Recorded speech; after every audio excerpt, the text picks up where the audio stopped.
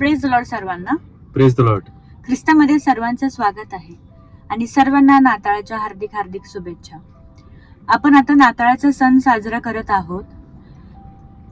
तर देवाने आपला एकुलता एक पुत्र आपल्यासाठी दिला, एक तारणारा जन्माला आलेला आहे. तर त्याचा उत्साह आपण सगळेजण करत आहोत. तर त्याच विषयी आज आपण बघणार आहोत. Praise the Lord. Praise the Lord. तर ह्या नाताळाच्या काळामध्ये आपण बघत आहोत की परमेश्वराने आपल्याला हा जो आनंद आहे त्या आनंदामध्ये आपण सर्वजण सहभागी होत आहोत आणि तो आनंद करण्यासाठी परमेश्वराने आपल्याला आशीर्वादित केलं. कारण हा आनंद जगी आनंद नाहीये, तर हा आनंद स्वर्गीय आनंद आहे. हा आनंद जो आहे तो दैवी आनंद आहे. कारण ज्या वेळेस 2025 वर्षापूर्वी प्रभू येशू ख्रिस्ताचा या जगामध्ये जन्म झाला, त्यावेळेस ह्या पृथ्वीवर तर आनंद झालाच, पण स्वर्गामध्ये पण आनंद झाला. आमेन. आणि आज आपण त्याच्या जन्माच्या उत्सवामध्ये आपण सहभागी होत आहोत. म्हणजे आपण स्वर्गाच्या आनंदामध्ये सहभागी आहोत. आपण त्या स्वर्गीय आनंदाचा अनुभव घेत आहोत. कारण देवाने आपल्यावर इतकं प्रेम केलं की त्याने त्याचा एकुलता एक पुत्र आपल्यासाठी दिला आणि आपल्यासाठी तारणाचा मार्ग सिद्ध केला. आणि आज आपण काही गोष्टी वचनातून बघणार आहोत की परमेश्वराने कशा प्रकारे आपल्याला त्याच्या पुत्राच्या द्वारे निवडलंय. काही गोष्टी परमेश्वर वचनातून दाखवतो. काही लोक होते त्यावेळेस प्रभू येशूच्या जन्माच्या वेळेस काही घटना असे घडले जे बायबलमध्ये लिहून ठेवण्यात आलेत. आणि ते घटना जे आहेत ते खूप स्पेशल आहेत, ते विशेष आहेत.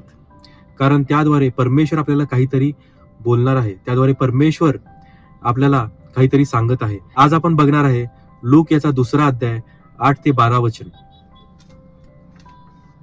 त्याच परिसरात मेंढपाळ रानात राहून रात्रीच्या वेळी आपले कळप राखत होते.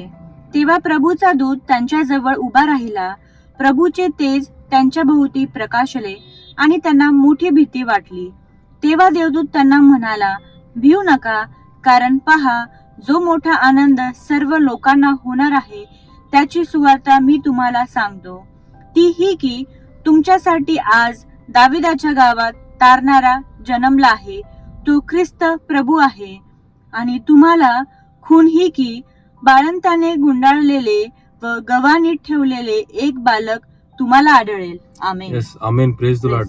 तर ह्या वचनामध्ये आपल्याला बघायला भेटतं की त्यावेळेस जे मेंढपाळ होते त्या ठिकाणामध्ये रात्रीच्या वेळेस काही मेंढपाळ बसले होते रानामध्ये.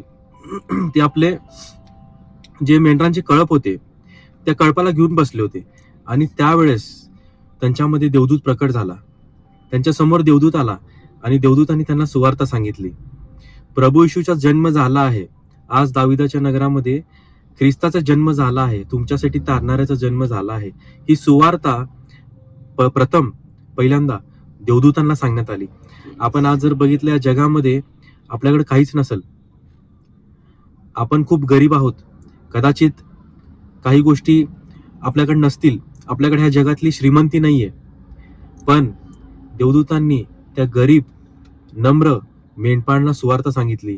कारण जे स्वर्गीय आनंद आहे, जे स्वर्गीय श्रीमंती आहे, त्या देवदूतांनी सर्वात प्रथम त्या देवदूतांना दिली. आज आपण जर ह्या जगामध्ये आपल्याला असं वाटत असेल की आपण खूप गरीब आहे किंवा कोणी आपल्याला विचारत नसेल, कोणी आपल्याकडे लक्ष देत नसेल, पण परमेश्वराचं लक्ष आपल्याकडे आहे. प्रभू येशूचं लक्ष आपल्याकडे आहे.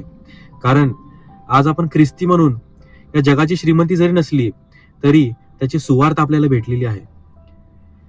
त्याचा जन्माचा आनंद आपण करत आहोत.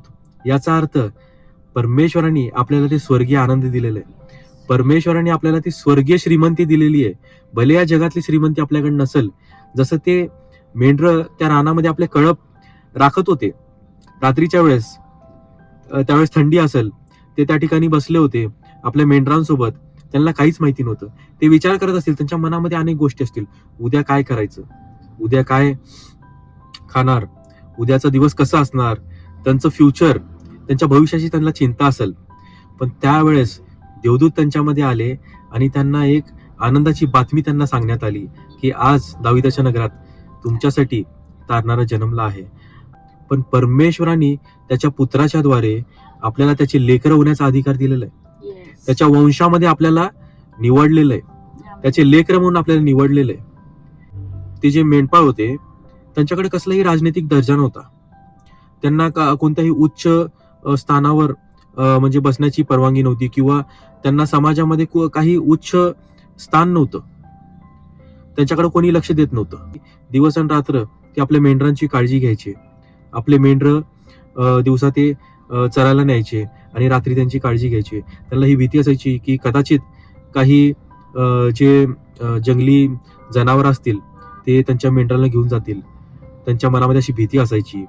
उद्या काय करणार, उद्या काय खाणार याची त्यांना भीती असायची. खूप चिंता असायची. त्यांच्याकडे जगातली श्रीमंती नव्हती, कसलाही दर्जा नव्हता. पण परमेश्वराने त्यांच्याकडे दुर्लक्ष केलं नाही. प्रभू येशूने त्यांच्याकडे दुर्लक्ष केलं नाही. प्रभू येशूच्या जन्माची सुवार्ता, प्रथम आनंदाची बातमी त्या मेंढपाळांना सांगण्यात आली. कारण दावीद हा मेंढपाळ होता आणि दाविदाच्या नगरात तारणारा जन्मला आहे. म्हणजे आज आपल्यासाठी तारणारा जन्मला. 2025 वर्षापूर्वी आपल्यासाठी प्रभू येशू ख्रिस्त या जगामध्ये जन्मला आहे आणि ते दैवी आनंद, स्वर्गीय आनंद आज आपण त्याचा अनुभव घेत आहोत. कारण आपण परमेश्वराची लेकरं झालो आहोत. कारण त्याने प्रभू येशूच्या रक्ताच्या द्वारे आपल्याला खंडणी भरून विकत घेतलेलं आहे आणि त्या आनंदामध्ये सहभागी होण्यासाठी आपल्याला त्याने निवडलेलं आहे. जरी या जगामध्ये आपल्याकडं कोणी लक्ष देत नसेल, आपल्याकडं श्रीमंती नसेल, खूप चिंता असतील, खूप आपल्या मनामध्ये विचार असतील, पण तरी पण परमेश्वर म्हणतो की मी तुम्हाला निवडलेलं आहे. परमेश्वराने आपल्याला तो आनंद दिलेला आहे. त्याच्या आनंदामध्ये आज आपण सहभागी आहोत आणि त्यामुळं आपण त्या परमेश्वराचे आभार मानणं खूप गरजेचं आहे. कारण त्याने कोणालाही सोडलं नाही, त्याने कोणाचाही नाकार केला नाही, त्याने प्रत्येकाचा स्वीकार केला. त्याच्यासाठी कोणी गरीब नाहीये, कोणी श्रीमंत नाहीये, कोणी पापी नाहीये, कोणी धार्मिक नाहीये. तो सर्वांना समान समजतो आणि प्रभू येशूचं रक्त प्रत्येक मानवजातीसाठी, प्रत्येक मनुष्यासाठी या जगामध्ये सांडलं गेलं. आणि आज आपण त्या परमेश्वराला आभार मानणं खूप गरजेचं आहे की त्याच्या एकुलत्या पुत्राला त्यांनी जगामध्ये पाठवलं आणि त्या आनंदाचा आज आपण अनुभव घेत आहोत. Praise the Lord. तर आज या वचनाच्या माध्यमातून आपण बघितलं की देवाने त्याचा एकुलता एक पुत्र पाठवला. कशासाठी? तर आपल्याला तारण भेटावं, आपल्या सर्व पापांची क्षमा व्हावी. तर जसं तुमची काही प्रेयर रिक्वेस्ट असतील तर आम्हाला कमेंटमध्ये नक्की कळवा, आम्ही त्याच्यासाठी प्रार्थना करू.